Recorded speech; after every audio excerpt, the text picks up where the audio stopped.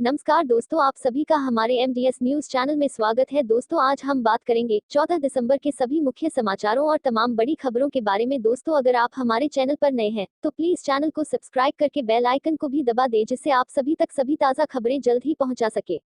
तो आइए दोस्तों, बिना टाइम वेस्ट किए खबरों पर नजर डाल चलिए बढ़ते हैं आज के पहले व बहुत बड़े अपडेट की ओर।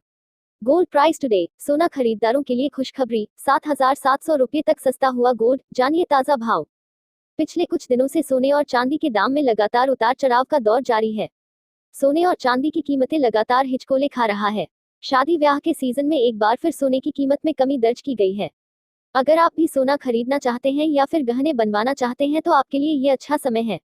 आपको पिछले कुछ महीनों में सोने की कीमत में तकरीबन 8,000 रुपये तक की गिरावट दर्ज की जा चुकी है।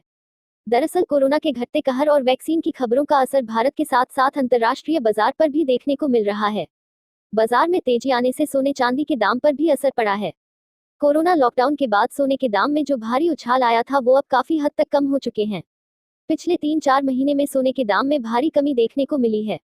नवंबर महीने में जहां सोने में भाव में गिरावट देखी गई, वहीं दिसंबर का पहला सप्ताह सोने के लिए थोड़ा सा ठीक रहा। दिसंबर के पहले हफ्ते में कुल मिलाकर प्रति 10 ग्राम सोने की कीमत में लगभग 490 रुपये की बढ़ोतरी दर्ज की गई। वहीं चांदी के दाम में लगभग 3,000 रुपये की तेजी आई। चलिए बढ़ते हैं अगली बड़ी खबर की ओर। संसद पर हमले की 19वीं बरसी। आज पीएम मोदी ने शहीदों को दी श्रद्धांजलि। भारतीय संसद पर हमले की आज 19वीं बरसी है। आज ही दिन 2001 में 13 दिसंबर को आतंक का काला साया देश के लोकतंत्र की दहलीज तक पहुंचा गया था। आतंकवादियों ने हर खतरे से महफूज माने जाने वाले इलाके में शान से खड़ी संसद भवन की इमारत में घुसने की कोशिश की थी। आतंकियों ने इसके लिए सफेद रंग की एम्बेसडर का इस्तेमाल किया और सुरक्षाकर्मियों को गच्चा देने में कामयाब रहे। लेकिन उनके कदम लोकतंत्र के मंदिर को अपवित्र कर पाते उससे पहले ही सुरक्षा बलों ने उन्हें ढेर कर दिया। भारतीय संसद भवन की कड़ी सुरक्षा व्यवस्था में सेंध लगाकर बंदूकधारियों के एक गिरोह ने नई दिल्ली स्थित लोकतंत्र के मंदिर को निशाना बनाया। इस मौके पर प्रधानमंत्री नरेंद्र मोदी ने संसद हमले में शहीद हुए लोगों को भावभीनी श्रद्धांजलि दी है और कहा है कि वो उस कायरतापूर्ण हमले को कभी नहीं भूल सकते। पीएम ने ट्वीट किया कि हम 2001 में इस दिन अपनी संसद पर हुए कायरतापूर्ण हमले को कभी नहीं भूलेंगे। हम उन लोगों की वीरता और बलिदान को याद करते हैं जिन्होंने अपनी संसद की रक्षा करते हुए अपनी जान गंवाई। भारत हमेशा उनका शुक्रगुजार रहेगा। इसी बीच अजय देवगन की एक नई फिल्म भी आने वाली है। अजय देवगन ने जारी किया मैदान का पोस्टर। अब अक्टूबर 2021 में रिलीज होगी फिल्म अभिनेता अजय देवगन की नई फिल्म को लेकर अहम घोषणा हुई है। अजय देवगन ने शनिवार को कहा कि उनकी बहुप्रतीक्षित फिल्म मैदान 15 अक्टूबर 2021 को सिनेमाघरों में रिलीज होगी। दरअसल ये फिल्म भारतीय फुटबॉल के सुनहरे दौर पर आधारित है। हालांकि अजय देवगन की फिल्म मैदान पहले अगस्त 2021 में रिलीज होने वाली थी, लेकिन कोरोना संक्रमण की वजह से इस फिल्म की शूटिंग प्रभावित हुई थी और अब इस फिल्म की रिलीज की नई तारीख का ऐलान किया गया है। अजय की नई फिल्म मैदान का पोस्टर रिलीज। अजय देवगन ने ट्विटर पर फिल्म का नया पोस्टर भी फैंस के साथ साझा किया है। पोस्टर को शेयर करते हुए अजय देवगन ने लिखा है कि मैदान अब 2021 में दशहरा पर सिनेमाघरों में रिलीज होगी। फिल्म की शूटिंग जनवरी 2021 में शुरू होगी। किसानों की ओर से भूख हड़ताल। 14 दिसंबर को देशव्यापी प्रदर्शन के बीच किसानों की भूख हड़ताल। किसान नेताओं ने अपनी मांगों पर कायम रहते हुए कहा कि वे सरकार से वार्ता को तैयार हैं, लेकिन पहले 3 नए कृषि कानूनों को निरस्त करने पर ही बातचीत होगी। किसानों ने घोषणा की कि उनकी यूनियनों के प्रतिनिधि 14 दिसंबर को देशव्यापी प्रदर्शन के दौरान भूख हड़ताल पर बैठेंगे। किसान नेता कमलप्रीत सिंह पन्नू ने कहा कि रविवार को हजारों किसान राजस्थान के शाहजहांपुर से जयपुर दिल्ली राजमार्ग के रास्ते सुबह 11 बजे अपने ट्रैक्टरों से दिल्ली चलो मार्च शुरू करेंगे। शाहजहांपुर दिल्ली गुड़गांव सीमा के बीच दूरी करीब 94 किलोमीटर है। तेज होगा आंदोलन को तेज करने की रणनीति साझा करते हुए किसान नेता ने घोषणा की कि उनकी माताएं, बहनें, बेटियां भी जल्द प्रदर्शन में शामिल होंगी। प्रदर्शन स्थलों पर उनकी सुरक्षा के इंतजाम किए जा रहे हैं। किसानों की तरफ से आंदोलन तेज करने का ऐलान आज किया गया है, जब प्रधानमंत्री नरेंद्र मोदी ने उन्हें आश्वासन दिया है कि उनकी सरकार किसान कल्याण के लिए प्रतिबद्ध है तथा तीनों कानूनों का उद्देश्य आय बढ़ाने के लिए उन्हें वैकल्पिक बाजार उपलब्ध कराने। फाइजर कोरोना वैक्सीन को लेकर महत्वपूर्ण खबर। फाइजर बायोएनटेक कोरोना वैक्सीन की पहली खेप कल से अमेरिकी राज्यों में पहुंचना शुरू होगी। अमेरिकी राष्ट्रपति डोनाल्ड ट्रंप प्रशासन के एक अधिकारी ने कहा कि फाइजर बायोएनटेक कोविड-19 वैक्सीन की पहली खेप सोमवार से अमेरिकी राज्यों में पहुंचना शुरू हो जाएगी। समाचार एजेंसी सिन्हुआ के मुताबिक वार्पस्पीड के चीफ ऑपरेटिंग ऑफिसर गुस्ताव पेरना ने शनिवार को कहा कि शिपिंग कंपनियां यूपीएस और फेडेक्स अमेरिकी राज्यों के लगभग 150 स्थानों पर वैक्सीन पहुंचाएंगी। पेरना ने कहा कि टीका सोमवार सुबह पहुंचेगा ताकि स्वास्थ्यकर्मी वैक्सीन डोज प्राप्त करने के लिए उपलब्ध रहें। US food and drug administration (FDA) ने शुक्रवार को जर्मन कंपनी बायोएनटेक के साथ साझेदारी में अमेरिकी दवा निर्माता फाइजर के कोविड-19 वैक्सीन के आपातकालीन उपयोग के लिए हरी झंडी दे दी, जो देश में बीमारी के खिलाफ पहला टीका है। आपातकालीन उपयोग ऑथराइजेशन देश में वैक्सीन को वितरित करने की अनुमति देता है। एफडीए ने कहा कि उपलब्ध आंकड़ों की समग्रता इस बात के स्पष्ट प्रमाण प्रदान करती है कि फाइजर बायोएनटेक वैक्सीन वायरस को रोकने में कारगर हो सकती है। शनिवार को अपने नवीनतम अपडेट में US centre for disease control and prevention (CDC) ने 244,011 नए मामलों के सामने आने और 3,013 मौतें होने की जानकारी दी, जिससे कुल संक्रमण की संख्या 16,45,596 हो गई और अब तक 297,789 लोगों की मौत हो चुकी है। चीन की ओर से बड़ा अपडेट। चीन के कोविड-19 वैक्सीन का पेरू में चल रहा था ट्रायल प्रतिकूल रिजल्ट के चलते रोका। पेरू में चीन की सिनोफार्म कोविड-19 वैक्सीन के ट्रायल को एक गंभीर घटना के कारण टाल दिया है। यह घटना इस वैक्सीन के अध्ययन से जुड़े एक वॉलंटियर के साथ घटी है। पेरू सरकार के स्वास्थ्य मंत्रालय ने शनिवार को एक बयान देते हुए कहा कि इसकी जांच चल रही है कि ये प्रतिकूल प्रभाव वैक्सीन के कारण हुआ है या इसके पीछे कोई अन्य कारण है। सिनोफार्म पेरू में लगभग 12,000 वॉलंटियर के साथ अपने परीक्षणों का संचालन कर रहा है और अगले कुछ ही दिनों में इसके ट्रायल्स का पहला चरण पूरा होने वाला था। कायतानो हेरेडिया यूनिवर्सिटी की मुख्य शोधकर्ता जर्मन मलागा, जो कि इस अध्ययन में भी शामिल हैं, ने कहा कि एक वॉलंटियर ने अन्य लक्षणों के साथ अपनी टांगों में बहुत कमजोरी महसूस की। इन शहरों में आए नए मामले। इस दौरान चीन में एक शहर में लॉकडाउन लगा दिया गया है और एक अन्य शहर में शहरव्यापी कोरोनावायरस टेस्टिंग शुरू कर दी गई है। जोंगने और सुएफिन में एक मामला सामने आया है और ये दोनों ही शहर रूस की सीमा पर स्थित है।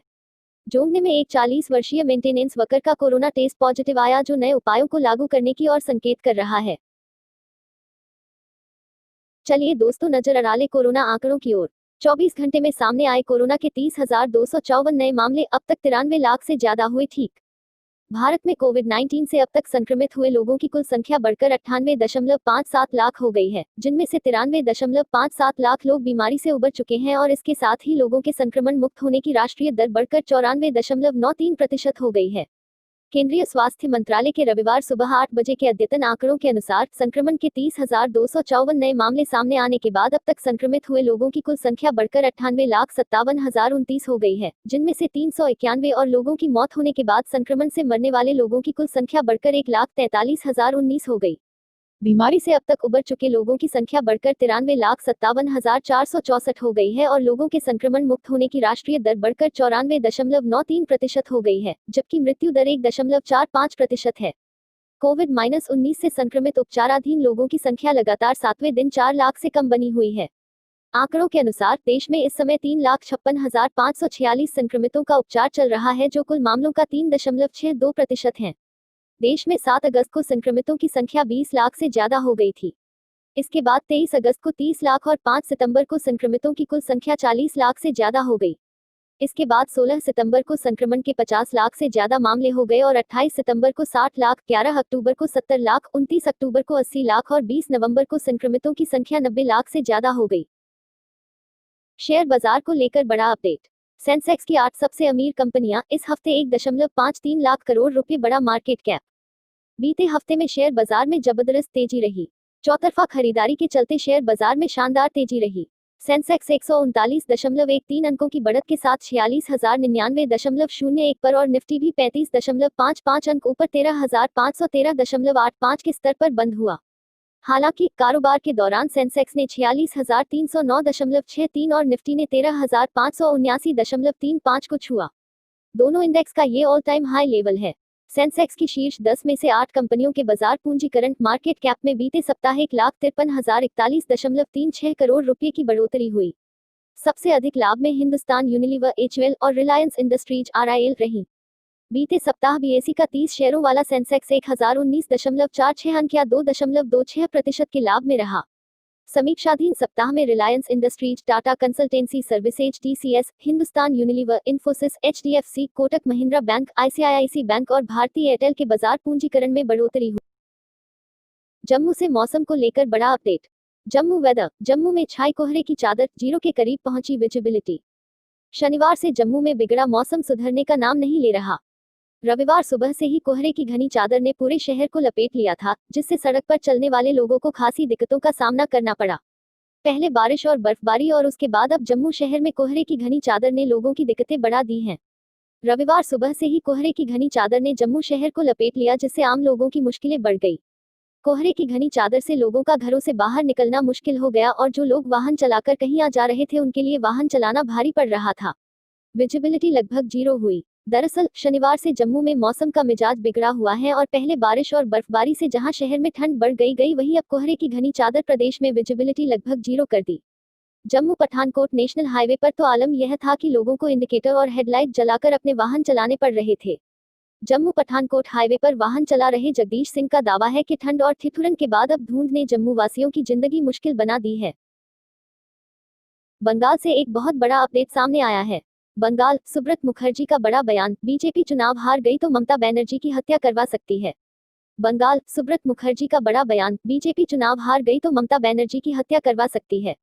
पश्चिम बंगाल में बीजेपी के एक और कार्यकर्ता की हत्या हो गई है। बीजेपी हत्या के लिए तृणमूल कांग्रेस पर आरोप लगा रहे हैं। वहीं ममता सरकार के मंत्री का कहना है कि अगर बीजेपी विधानसभा चुनाव में नहीं जीती तो ममता बनर्जी की हत्या करा सकती है। सुब्रत मुखर्जी ने कहा, अगर बंगाल में बीजेपी चुनाव हार गई तो ममता बनर्जी की हत्या की साजिश रच सकती है बीजेपी। मुखर्जी ने कहा, मैं आपको बता रहा हूँ, ये लोग किसी दिन ममता बनर्जी की हत्या करवा देंगे और दोष किसी और पर मर देंगे। बीजेपी कार्यकर्ता की पीट कर हत्या। पश्चिम बंगाल के उत्तरी 24 परगना जिले में शनिवार को बीजेपी द्वारा घर घर जाकर प्रचार करने के दौरान पार्टी कार्यकर्ताओं पर लोगों के एक समूह ने हमला कर दिया। पार्टी के एक कार्यकर्ता की पीट कर हत्या कर दी गई, जबकि घटना में 6 अन्य घायल हो गए। पुलिस ने बताया, हाली शहर क्षेत्र में जिन पर हमला किया गया उसमें सैकत भवाल नाम का एक व्यक्ति भी शामिल था। जब भवाल को कल्याणी स्थित जेएनएम अस्पताल ले जाया गया तो डॉक्टरों ने उसे मृत घोषित कर दिया। चलिए दोस्तों, आज के लिए बस इतना ही। अब कल मिलेंगे देश भर की तमाम बड़ी व छोटी खबरों के साथ। दोस्तों, अगर आप हमारे चैनल पर नए हैं तो प्लीज चैनल को सब्सक्राइब करके बेल आइकन को भी दबा दें और रोजाना ऐसी वीडियोस को लाइक कर शेयर करना ना भूलें। धन्यवाद।